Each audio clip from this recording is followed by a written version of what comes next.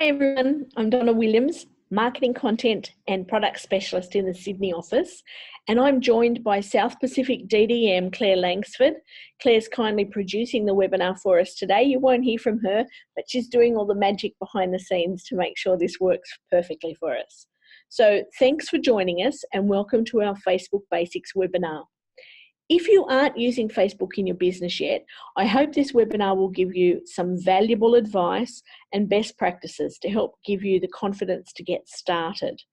While this webinar is about Facebook, here and there I'll be mentioning YouTube, Pinterest and other social media platforms, and we do have more in-depth webinars coming up on those soon, so be sure to check them out. If you're already an experienced Facebook user, we're covering the basics of Facebook here today. So listen in if you want to recap. You might find some best practices that inspire you to change or improve something you're doing, but we won't be offended if you decide this is too basic for where you are already. In preparing for this webinar, I talked to some pretty amazing demonstrators about what they're doing and not doing on Facebook, and they all agreed that Facebook is not about the hard sell, it's about building relationships. And that can take some time, so don't expect to build a following overnight. Most of us probably have a personal Facebook page, and we know it can be fun, simple, quick way to stay caught up on what's going on in the lives of our family and friends. But if you don't have a Facebook business page, you might be wondering how it fits into your social media lineup and why you even need one to begin with. So before we get into the specifics, I have a little notice here. It's the responsibility of each demonstrator to be acquainted with the local rules and regulations for the platform you're using. The information contained here is for training purposes only and was up to date at the time of compiling this webinar. This is not an endorsement of any social media platforms or providers, and the complete legal notice is available in English, French and German, so please feel free to come back and read the legal disclaimer. So, how does Facebook fit into your social media lineup? Well, statistically, Facebook is by far the most used social media network with more than 2 billion users monthly. That's more than twice as many users per month as Twitter or Instagram. Now, that doesn't mean you should only be using Facebook. You need to decide if it fits based on your audience. Statistically, if your intended audience is over 25 and female, then Facebook is a good fit. But if you're looking to attract a younger audience, then it might be good to include Instagram in the mix. We do have a webinar coming up on Instagram soon, so stay tuned for that in a week or so. And if you want your social media messages to also appeal to a male stamper, or you want to frequently host videos, then YouTube would also be a good idea. So depending on the audience you want to attract, Facebook may only be part of your social media strategy. So what is a Facebook business page and how is it different to your personal page? Well, to start with, you need a Facebook personal profile to manage your Facebook business page, but the two are quite different. Your personal Facebook page is where you keep up with family and friends. It's where you'll share your personal stories, your photos and your videos. But a business page is all about your business, your brand, and what you offer as an independent Stampin' Up! Demonstrator. Facebook has separate rules that apply to business pages, so be sure to check those out. But why exactly do you need a Facebook business page? Well, a Facebook business page is important for a lot of reasons. One reason you need a Facebook business page is that Facebook itself frowns on conducting business on a personal page. So if you don't want to be shut down, you need a business page. And if you're serious about your business as an independent Stampin' Up! Demonstrator, then having a Facebook business page helps build your credibility with your customers. In a recent Facebook survey, 2/3 of users surveyed said they visit the page of a local business at least once a week. Demonstrator Linda Dalkey says a business page makes a statement that you're taking your business seriously, and it separates your business content from your personal content. You'll probably want to post information on your business page that you wouldn't post to your personal page, and vice versa, but more on that a bit later. Ultimately, your business page is about engagement. It's a way to connect with your customers and to attract new ones. And with more than 2 billion active Facebook users each month, using the power of Facebook means you're able to reach out not only to your existing followers, but their friends as well. So when a friend likes your post, that means their friends can see it on their Facebook feed. They may be interested enough to click over to your page and find out more. And it's in this way that you're able to reach more and more people.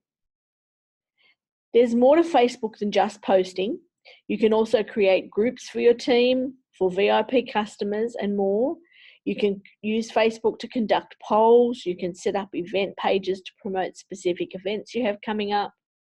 So do a bit of research and determine what tools or apps you want to try. Demonstrator Jessie Holton uses the Events app. She says, I try to add all my upcoming classes a couple of months in advance as events and also her stamp camp. The event apps make it easy for people to connect. Event posts will act as a reminder when the event is near. So what do you need to get started? Well, there are a couple of things you're going to need to get started. The first one is a cover image. The image you choose should be optimized to 851 pixels wide and 315 pixels tall for desktop and 640 pixels wide by 360 pixels tall for mobile. You can do this in a photo editing program. Be sure to choose an image that speaks of who you are and what your business is all about. It will become part of your branding, so choose well. You should probably avoid things that might misrepresent what you're trying to do. This isn't the time to post your grandkids' pictures or your pet. Remember, you're setting up a storefront here. If you aren't sure what you want for your cover image, have a look at some Facebook business pages you admire. You should get some ideas from those. It should also be an image, though, that you took yourself or you sourced from a copyright-free source, or any of the images supplied in the marketing toolkit, which come with each catalogue. Okay, you'll also need a recognizable profile image of yourself that you're happy with and that will crop nicely into a circle. A recognizable image helps you get found. Ideally, this image should be 360 by 360 pixels, but should be at least 180 by 180 pixels. You don't need to crop it. Facebook will do that for you. Just remember, it's outside of policy to use the Stampin' Up logo as your profile picture. So how do you set up your Facebook business page? Well, once you have your profile and your cover image, you're ready to set up your Facebook business page. You probably should go and have a look at www.facebook.com business pages setup. I'm not going to teach you how to do it now. Facebook has a self-guided setup, which is pretty easy to follow, but you might like to read Facebook's facts and questions first. And a couple of suggestions while setting up your page. When it comes to business category, you may want to select arts and crafts, and you'll need to decide if you want to choose public as your privacy setting. That's so that potential customers can find you. So Facebook is part of your branding. It needs to include who you are, what you do, what you stand for, and your why. Be sure to fill out the About section on your Facebook business page. It's one of the first places people will look when visiting your page. You may want to share your why there, which is why you decided to become a Stampin' Up demonstrator. Once you are set up there, remember this is your business page. Keep most of your personal posts for your personal page. But because your Facebook business page is part of your branding, you'll want your customers and prospective customers to get to know who you are and what your crafting style is and why you love Stampin' Up so much, as well as what you can offer them. Now, how often should you post? Well, before you start posting, there are a few things you should consider. How much time can you commit to your business page? How often will you post, and will you need any help in doing that? Posting frequency is about reaching a new audience and engagement, and it means you must be consistent in your posting. The minimum you should be posting is once a week, every week, preferably at the same time and on the same day. This lets followers know when they can expect to hear from you. If you want to build a following, though, consider posting at least 3 times a week. And if you're truly wanting to take your Facebook business page to a new level, then consider posting every day or more than once a day. You can write posts ahead of time when it suits you and schedule them to post at the time and date you want. You might want to set aside time once a week or once a month to write all your posts at once. Now, best practice says to have a content plan. This will help you sort out when you're posting what. A content posting plan helps you be more consistent in your posting. It helps you be time sensitive and organised. And it also allows you to plan your free time and research and prepare better quality posts. So what do you post about? Well, you could post about so many different things. There's lots of ideas we'll talk through in a few minutes here, but I encourage you to brainstorm ideas of your own as well. Your first instinct may be to do a sales post, but successful demonstrators say these type of posts rarely build interaction or have much reach. Demonstrator Alyssa Tilsner says, Facebook is a social media platform, so be social. Facebook should be used to build a community and relationships, not to hard sell. So with that in mind, I say use real sales-oriented pictures sparingly when you're most excited about a new product, for instance. So things you can post about. Share what you're doing in your crafting space. The cards or scrapbook pages you're working on are a great place to start. Share tips and tricks you have on using certain products or how to get a certain technique. Share photos of people having fun at your classes, with their permission, of course, and news on events you've got coming up. Do a tour of your craft room if you have one. Talk about where you get your inspiration. Share colour combinations, design sketches, anything that will get people thinking about their own ability to create. Share funny craft-related memes. These are just a few ideas. There are so many more. I'm going to share with you a few posts from demonstrators that illustrate some of these post types. We'll start with Alyssa Tilsner. This one is about a particular card making coffee and card day Alyssa held recently. So this is an event. This one from Jessie Holton is about the project. It talks about what she's made, the product she's used to make it, and that will get people thinking about their creativity. This one is a class post, and this shows Linda Dowkey's group at work in the classroom, and I love how she's used this photo without showing anyone's faces. So that's a great way to approach these class posts. And then Lou Kitzelman's done this one on a challenge, and challenges are a great way to inspire your followers, and they can also be a great reason for people to come back often at a regular time. If you run a challenge regularly, or you participate in a challenge regularly and you post about it, it'll bring people to you. So do keep things light and fun, and always be polite and sincere in your posts. If people comment or share, try and react to their comment and thank them for sharing your post. You don't have to start from scratch either. Do you have, or are you planning on creating a blog, for example?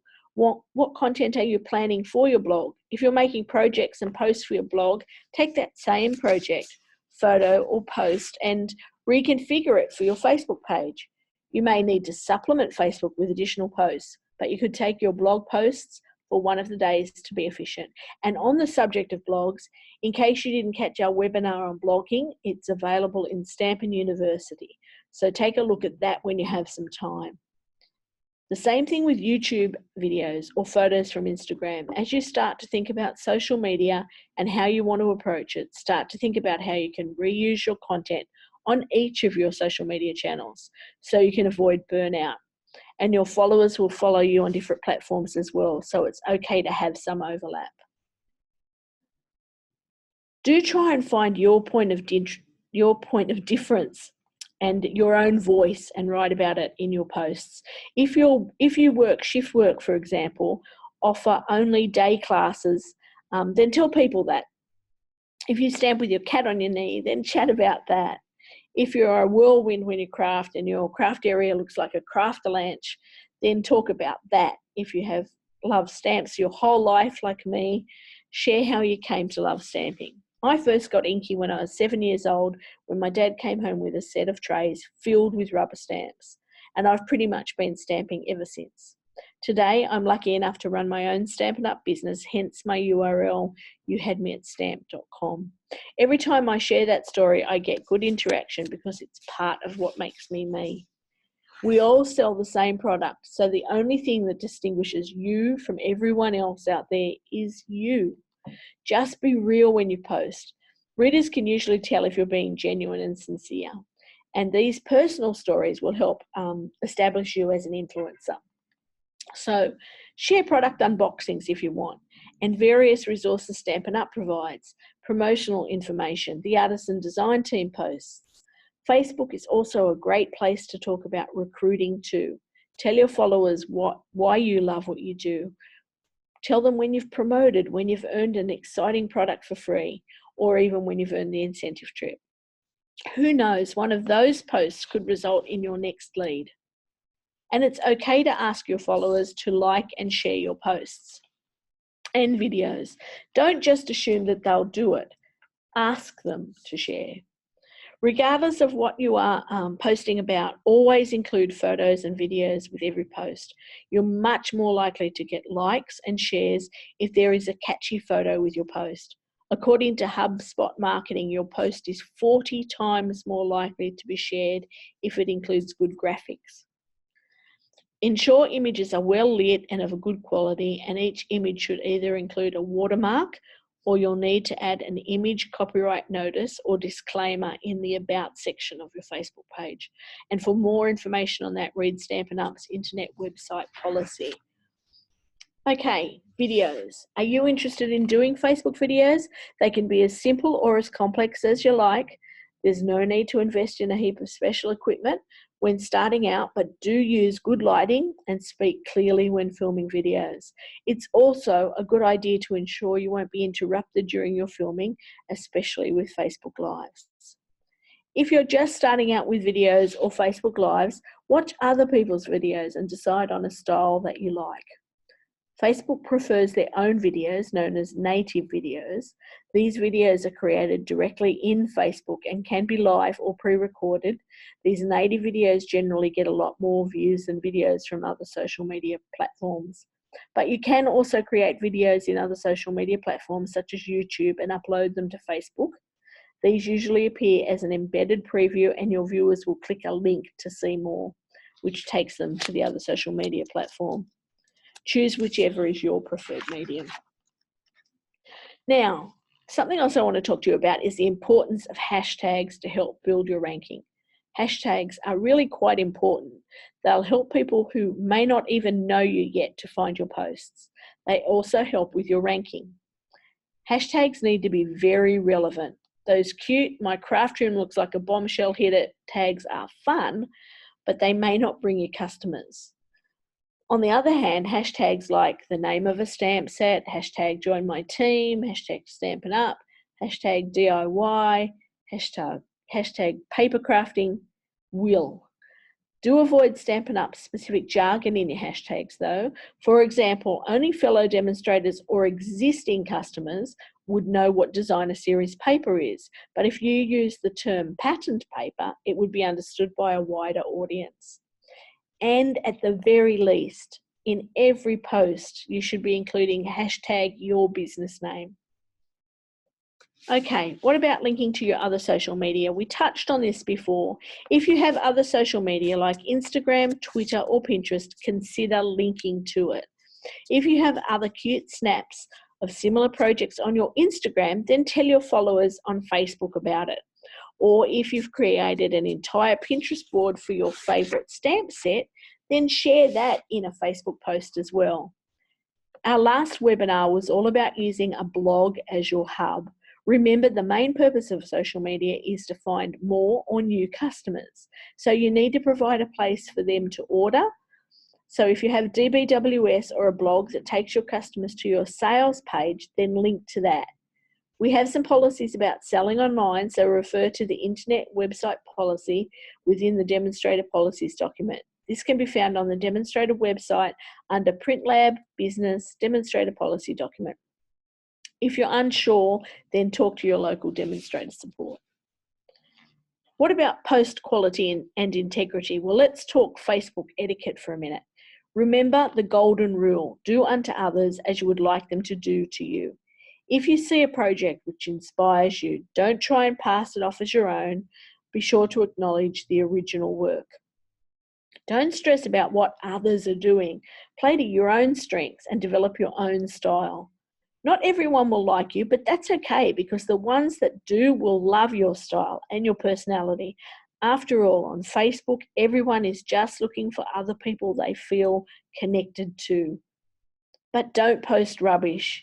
Yes, it's true that the more often you post, the more often you show up in people's feeds. But if you constantly post rubbishy, meaningless posts, people will lose interest. Try and limit your posts to ones that inspire or remind your followers that you're open for business. And remember, your business page is not the place for controversial discussions on religion or politics. Keep those for your personal page if you must.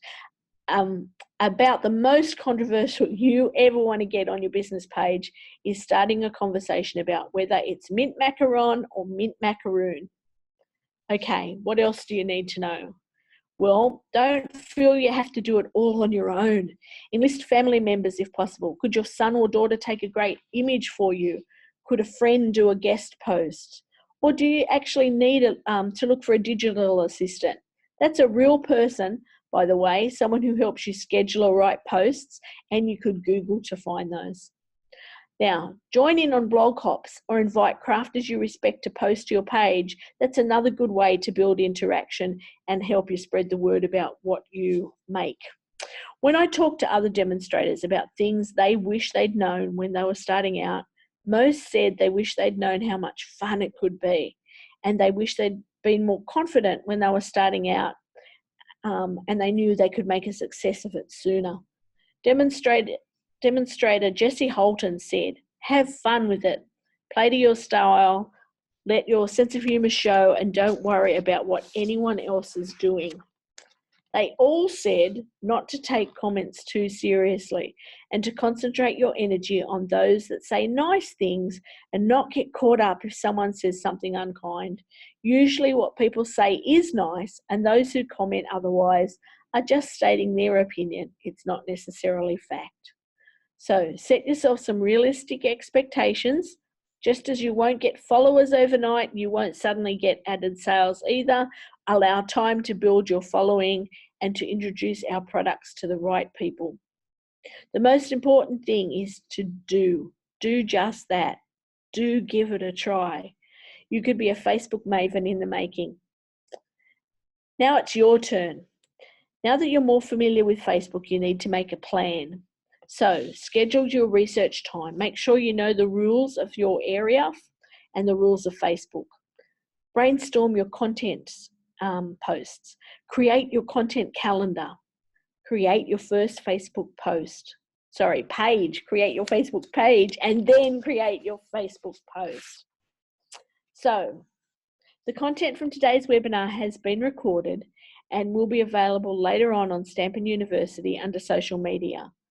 I'd like to take a moment to give a very special thanks to Linda Dowkey, Alyssa Tilsner, Lou Kitzelman, and Jessie Holton for their help in preparing this webinar. I hope it's given you a few things to think about, and I look forward to discovering you on Facebook. Thanks for joining us.